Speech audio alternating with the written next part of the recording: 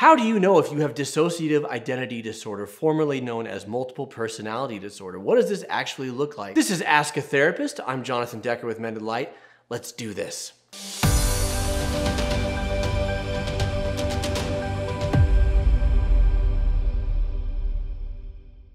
So first of all, this is called dissociative identity disorder instead of multiple personality disorder because multiple personality disorder spoke only to having split personalities, but there's so much more going on here than that. The term dissociative identity disorder speaks to dissociation. Dissociation speaks to a disconnect in your thinking or in your behavior or in your relationships or in your feelings or in your experience of the world around you. It speaks to a number of things, which does include split personalities, but it's not just limited to that. So let's talk about if this is what's going on with you or someone you know. First of all, someone suffering with dissociative identity disorder may struggle with depersonalization, which is feeling detached from your body. It's an out-of-body experience. It's being detached from your thoughts and feelings and kind of just like witnessing from afar what you're doing and what you're thinking kind of feels like you're peering in on someone else's thoughts. Derealization is when the world feels murky, when you feel detached from the world, when it feels like you're just kind of watching a movie and none of it is really real. It's feeling that the world is murky, foggy, or far away. There may also be a struggle with amnesia, which is more than your average memory loss or just moments of lack of clarity where you're actually losing chunks of time of your life or experiences that other people in your life can refer to and look back on and you're not sure what they're talking about. Whoa, whoa, whoa. What's the fuss? Tell me what's happening. And then finally, we come to identity confusion or identity alteration, where there is some confusion about who you are, what gender you are, what age you are, what your religious beliefs are, what your sexual orientation is, what your profession is.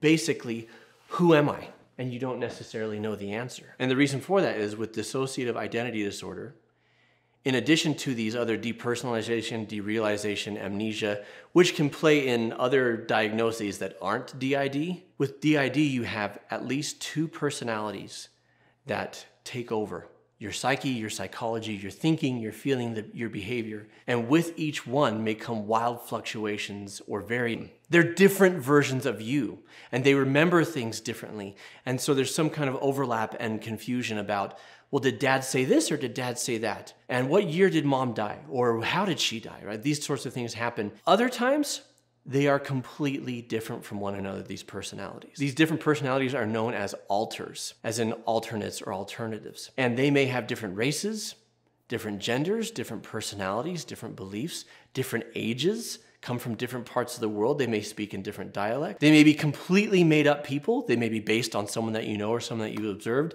And sometimes in rare cases, they're even animals. Like people, I'm not talking about furries.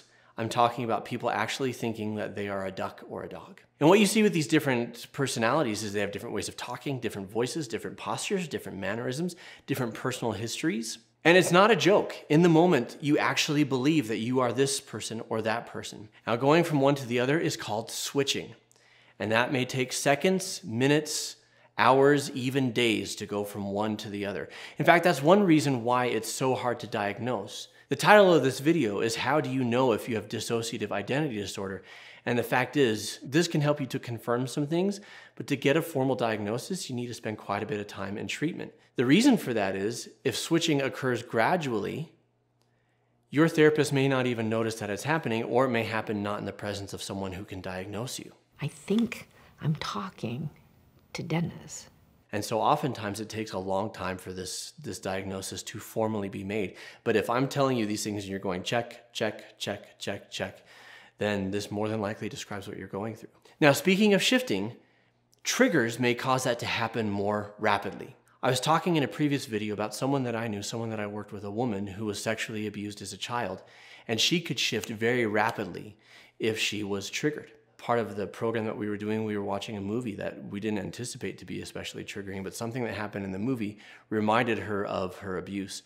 And she went from the host personality, her original personality, to a little girl who was crying and rocking and needing comfort because she didn't feel safe, because something in the movie reminded her of someone who hurt her. And she didn't feel safe, and this personality, who had a different name, who thought like a 6-year-old, who spoke like a 6-year-old, who loved to hold the blanket and the teddy bear and hold people's hands and walk around, came out because she didn't feel safe. that personality served that purpose. Now, it's important to recognize that if these experiences are caused by substances, then they're caused by substances, not by DID. But once again, it's not just the split personalities. Headaches, amnesia, out-of-body experiences, feeling like a passenger in your own life, like someone else is driving the car and you're just witnessing it. These are all the types of dissociation that play into this disorder.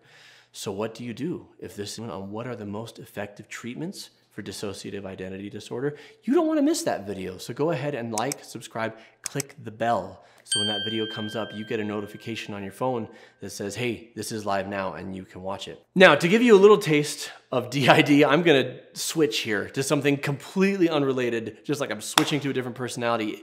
I've got a video for you. It's how long should you date before you get married? That happened fast, right? How long should you date before you get married? A lot of people don't know. What's the timeline? How long does it take to actually know somebody?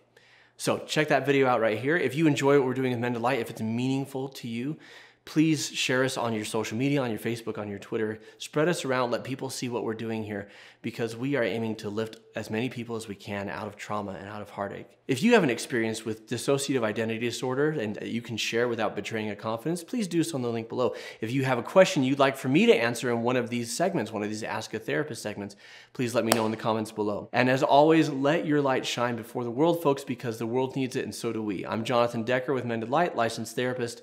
This has been Ask a Therapist. I'll see you next time. And here comes the video. Clicky, clicky, clicky, clicky, clicky.